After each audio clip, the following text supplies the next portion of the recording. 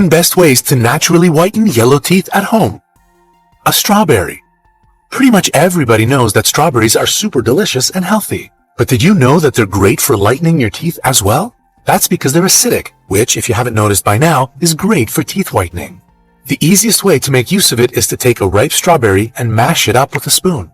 Brush your teeth with this paste for a few minutes to get rid of yellow stains. You can do this once a month.